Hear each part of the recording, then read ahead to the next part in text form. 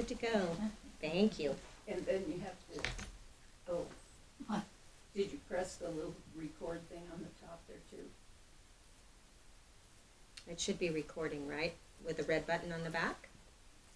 The red button is flashing. Okay, so we're good, right? Okay, I think we're good. Does it look like it's recording? It looks a little right. You're catching it. You're cutting the top of her head off. No. We're good? No. All right. Okay, so chapter 11, 2 Samuel chapter 11, David, Bathsheba, and Uriah. Let's look at some of the details. We went over some of these last week, so I'll be a little more brief. It happened in the spring of the year at the time when kings go out to battle. You can see how this ties in with our last chapter. Joab goes back to Jerusalem and waits because it's winter time, and now the time has come into spring. And so David, who had great luck when he went, God was with him whenever he last was with the Syrians, has decided that he's not going to go into battle in the spring. And so Joab is in charge of this. So David sends Joab and his servants with him and all of Israel. And now they're going to destroy the people of Ammon, and they besiege Rabbah. But David remained at Jerusalem. So the battle that we talked about, Sherry, your question was it defeated? Not then, but now. It is done, and so they complete it. I have a question about that. Why did David not go to battle with them? Well, that's a good question. He simply chose to stay at home. Not a good choice. Right. It's not going to be the right choice, but David decides as the king he has the right to make that decision. And so that sets into motion this whole chain of events that's going to set. So I can't tell you why. I can't tell you why, but he chose, why he decided to stay. But it's a continuation of chapter 10, verse 14, when they were leaving and they fled away. And so now they go back and Joab finishes it up. Verse 2. Then it happened one evening that David arose from his bed and walked on the roof of the king's house. And from the roof he saw a woman bathing, and the woman was very beautiful to behold. This is, again, we talked last week about the fact that when I was looking for an image to put on your picture, almost all of the images show Bathsheba bathing on the roof and David bathing on the roof, and so David sees it that way. That is not what Scripture tells us. David is on the roof of his palace. Bathsheba is in what would likely be the exterior courtyard of her house, bathing. He, from his vantage point, is able to look down and see the entirety of what was then Jerusalem, the city of David area, and so he would see her. So she is bathing for a particular purpose. We're told in a couple of verses to cleanse of her impurities.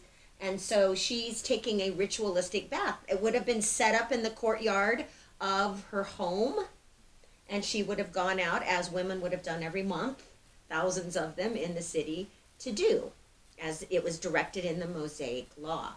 So this connotation that she goes out there as sort of a temptress, that she goes out there in some sort of way to show immodesty and bathe, is really off base.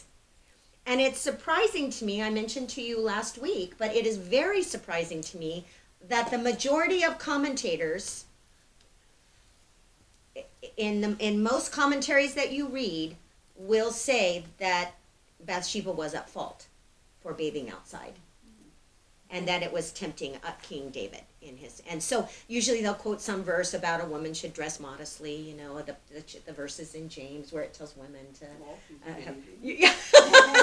to be modest, bathing. But people didn't bathe indoors, and this would have been a very common thing. So it is my personal opinion that Bathsheba does not bear the responsibility for what happened here. And I think that bears itself out because when judgment comes in our next chapter, it is not Bathsheba who is being addressed by the Lord. It is David. So where this comes from, where this discussion comes from that says it's an equal blame that she was being immodest in bathing is, I'm not sure. What's that? Go ahead. Commentators are men in general. Yes. Right? Could be a factor, maybe? I don't know. Yeah. Interesting point, Mom. I was just thinking that really from the scriptures, the only sin that Bathsheba had was that she was beautiful.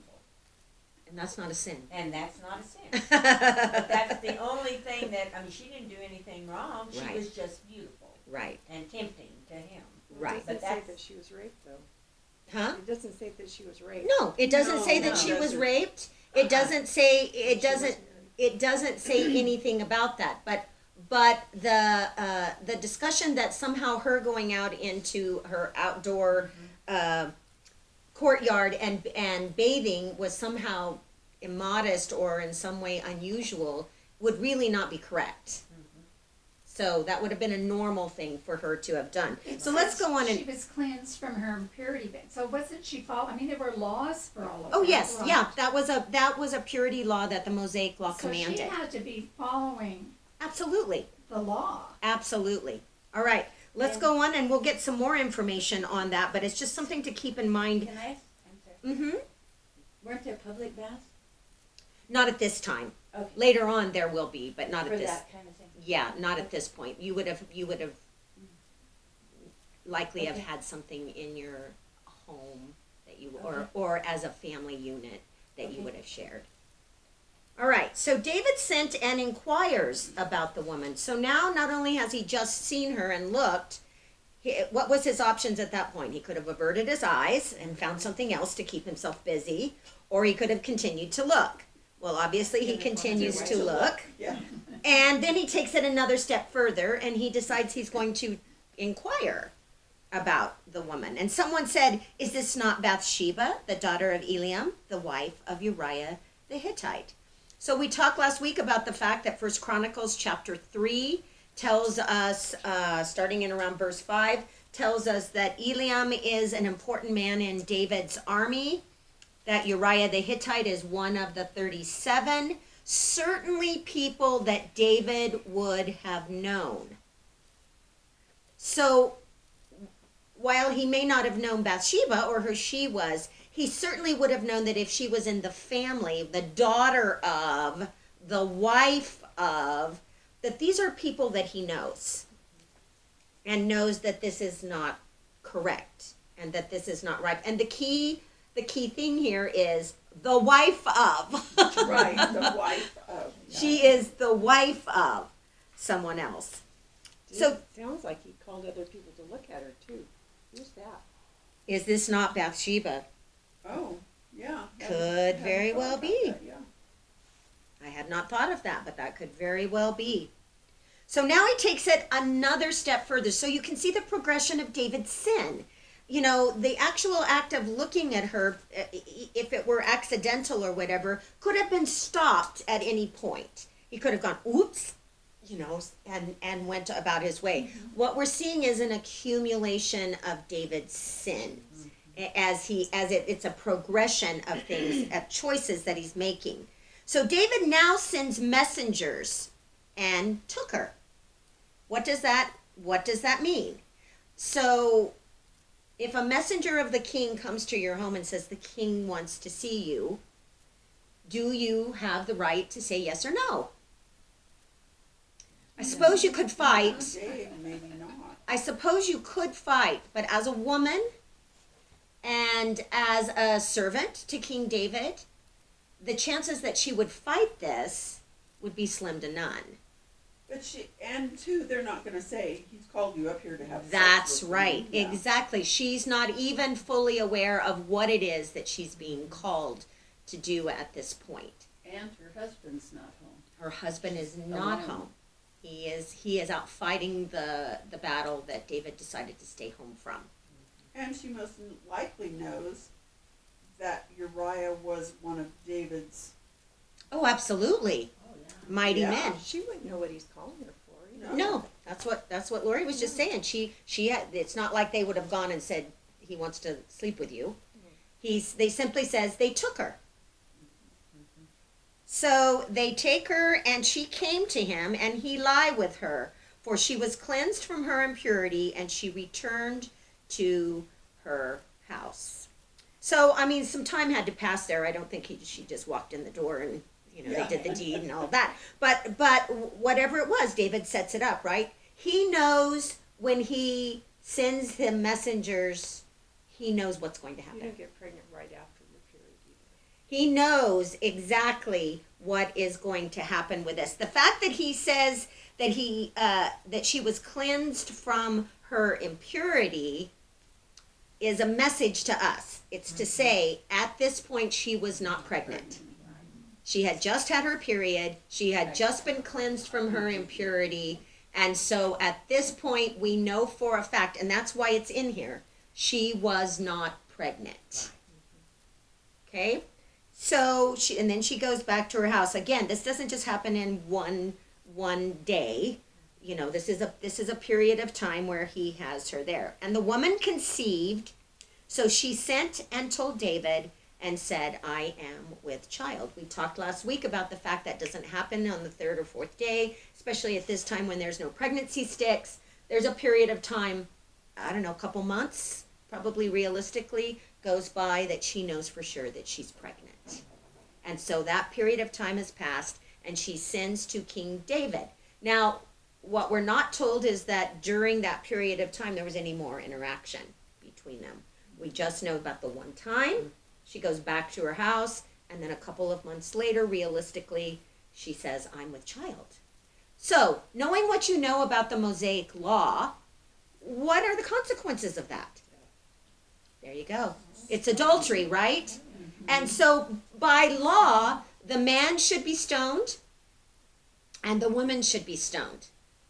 Now, the chances of them stoning King David are nil. That's not going to happen.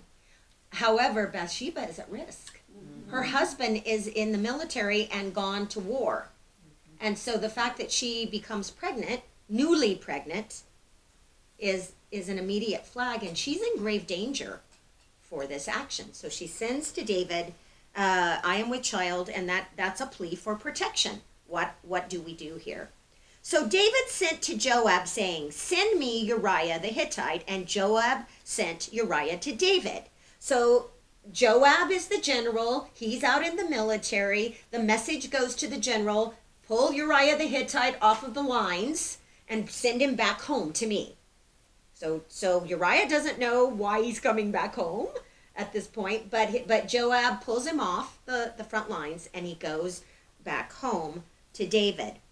When Uriah had come to him, David asked how Joab was doing and how the people were doing and how the war was doing. And that's not really why David wanted him there. But it's chit-chat, exactly. You need to have a reason why you bring one of your mighty men, one of your 37 best men, home from war.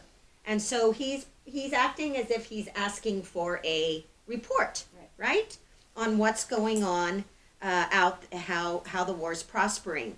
So when that's all said and done, in verse 8, David says to Uriah, go down to your house and wash your feet. So Uriah departed from the king's house, and a gift of food from the king followed him.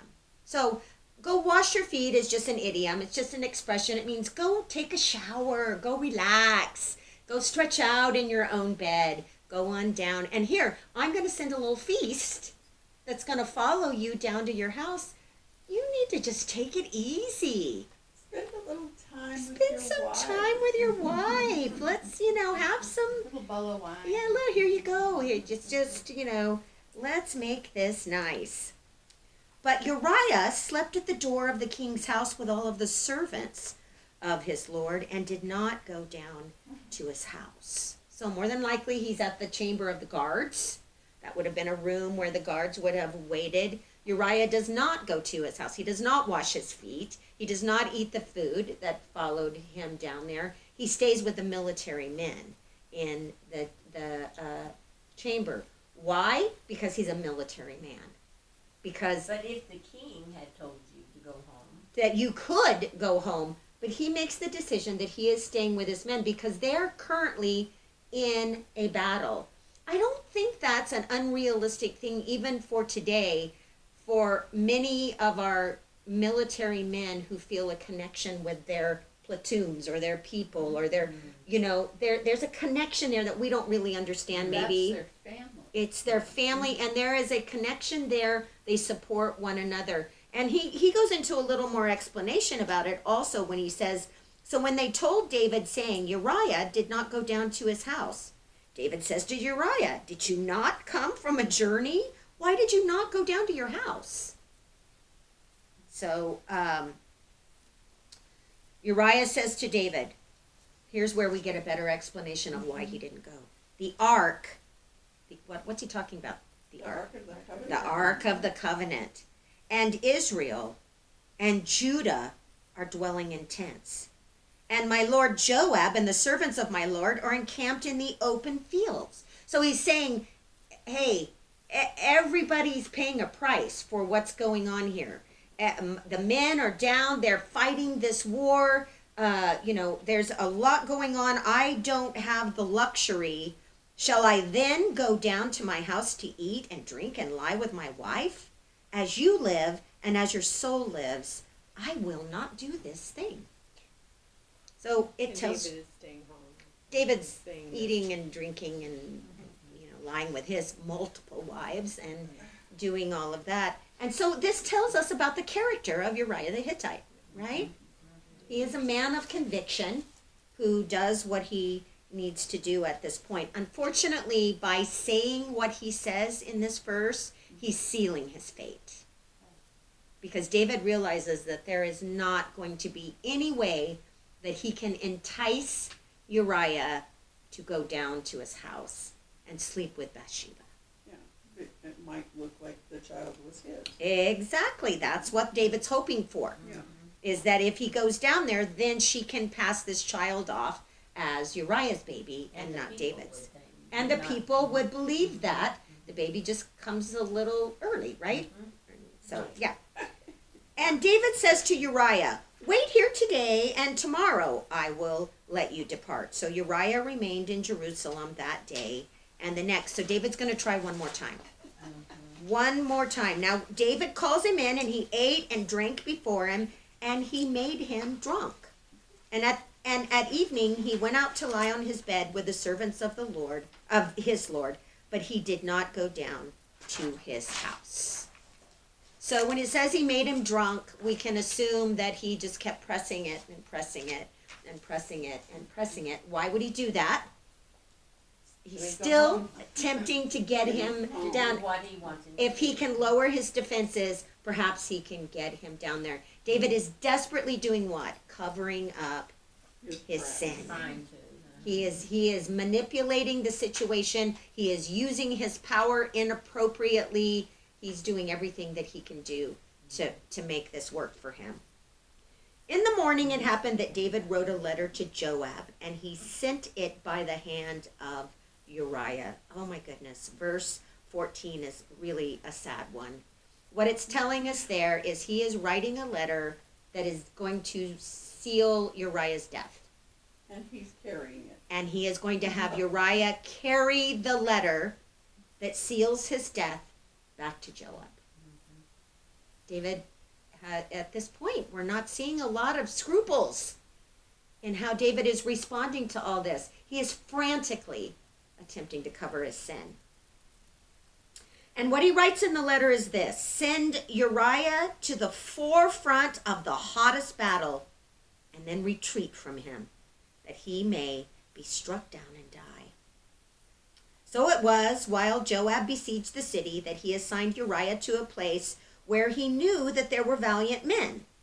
Then the men of the city came out and fought with Joab, and some of the people of the servants of David fell, and Uriah the Hittite died also. So it's a purposeful plan. It's as if he were committing murder. This is not a military battle murder, although Uriah was killed on the military field. This was murder. But Joab knew. Yes, he does. He's doing what David is telling him to do.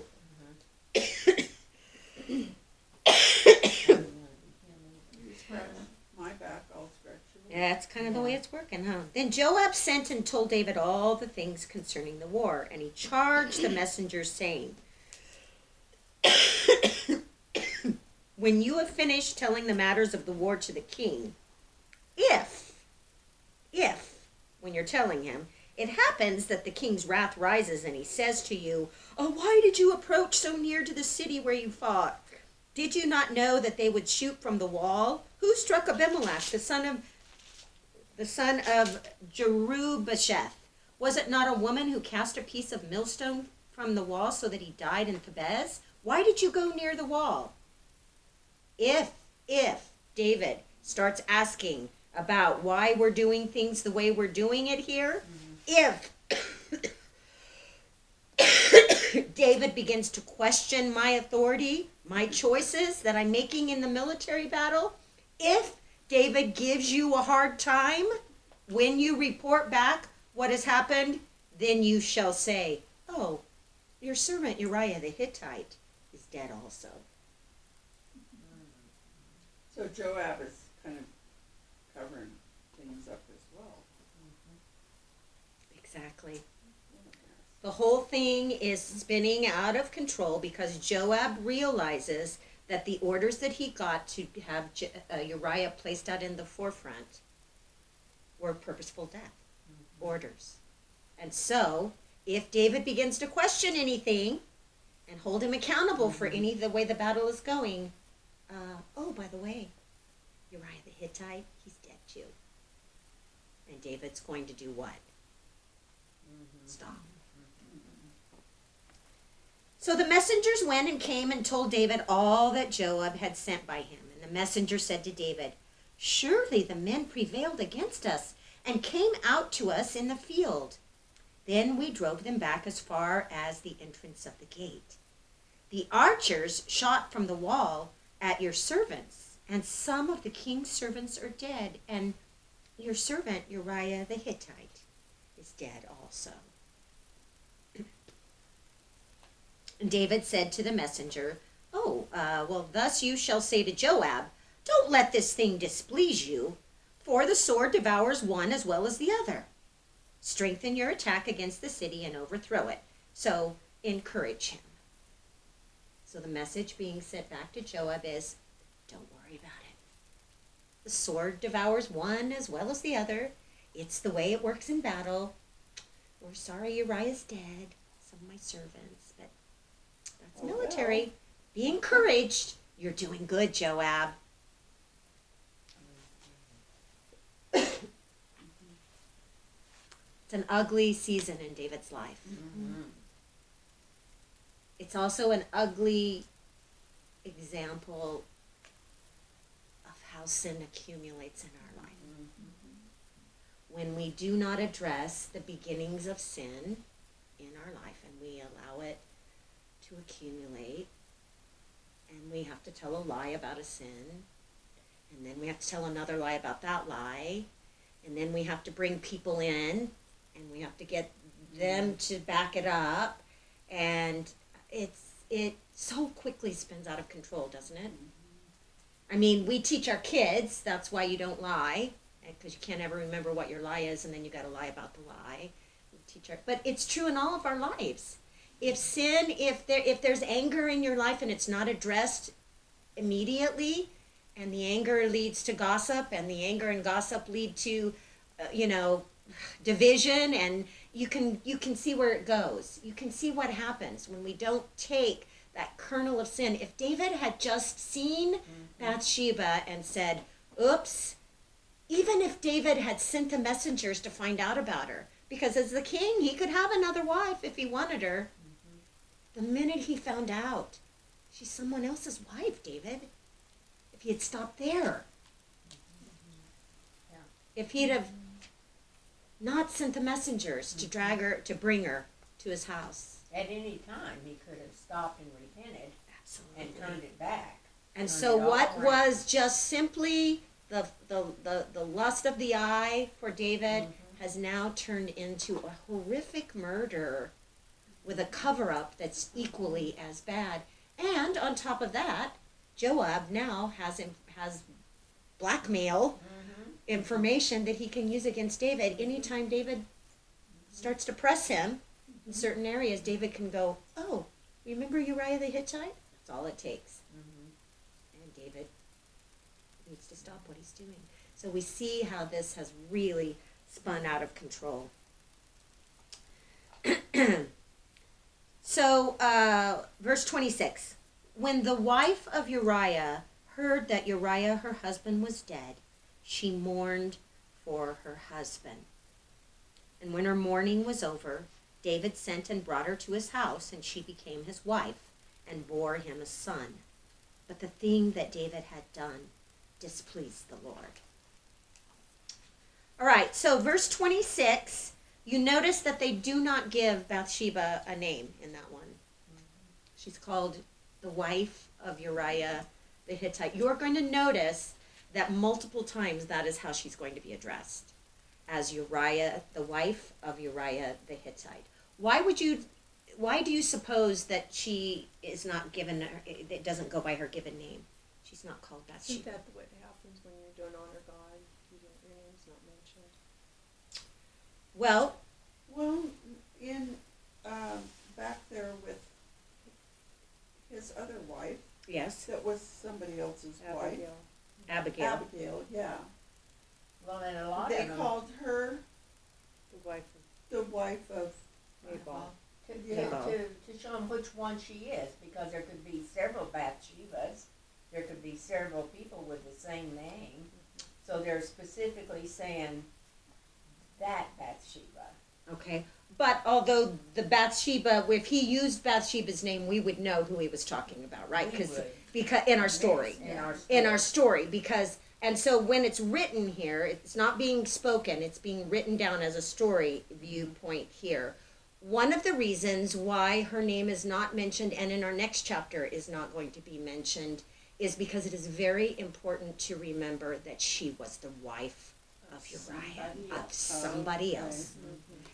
God does not let this go until the sin has been judged and the payment has been completed.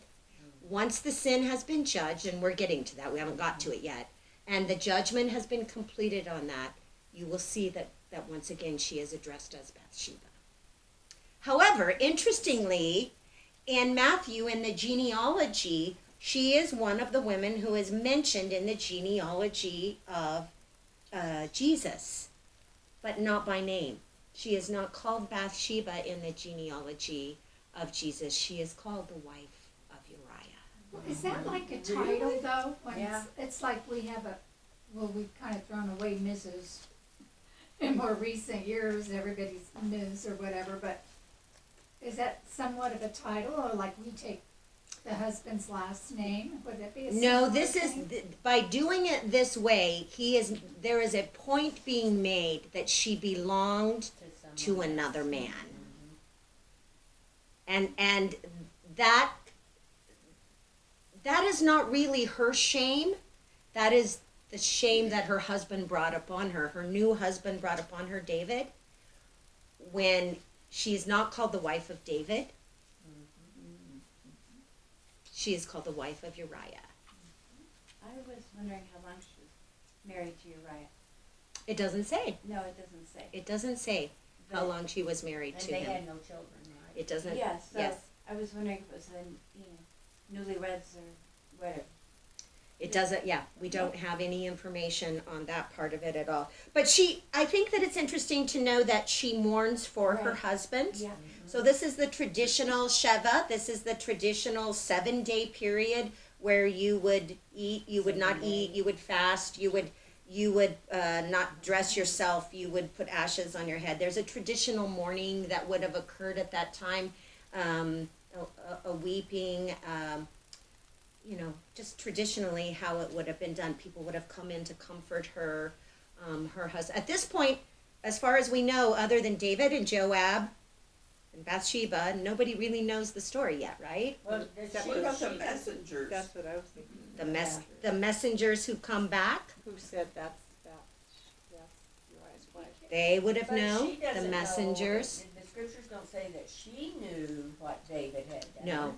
The scriptures do not tell us that Bathsheba had any knowledge that David had set this into motion at all. Had her husband And killed. she may not have had any knowledge of it. My assumption, this is just my assumption, would be that she probably didn't. Yeah. Why would David share that with her? Oh yeah, that would be. Yeah.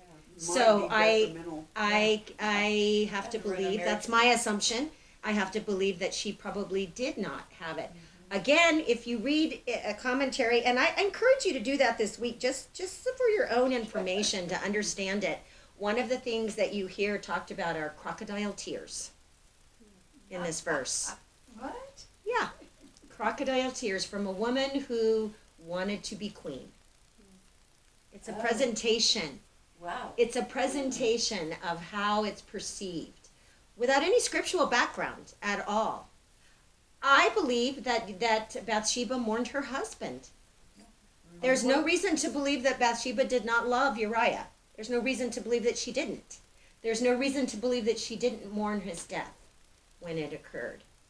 What we do know is that after the mourning period was over, David sends and brings her to his house, and she becomes his wife and bore him a son. Now, she doesn't bear him the son right here.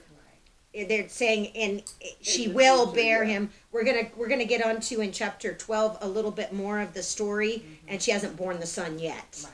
But she will eventually bear him a son. But the thing that David did displeased the Lord. And the thing too is that she didn't go to David. David sent for her. David came for her every time. Right. It never insinuates that she made any. Right. And she would have needed to have, they would have needed to have married very quickly. Because she was pregnant. Because she's pregnant now several months. He did that with Abigail too. Yes, Married her right away. he did. He took her in right away. Part of that's protection. Part of it is, in this case, timing is critical and important, and he needs to bring her in immediately.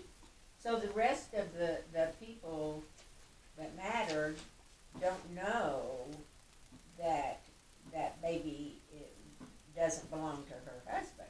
Not yet. But they will. Not yet. Stay tuned. So, Stay tuned on that. all right, we can turn our camera off for just a minute, and I'm going to pass out chapter 12 to you.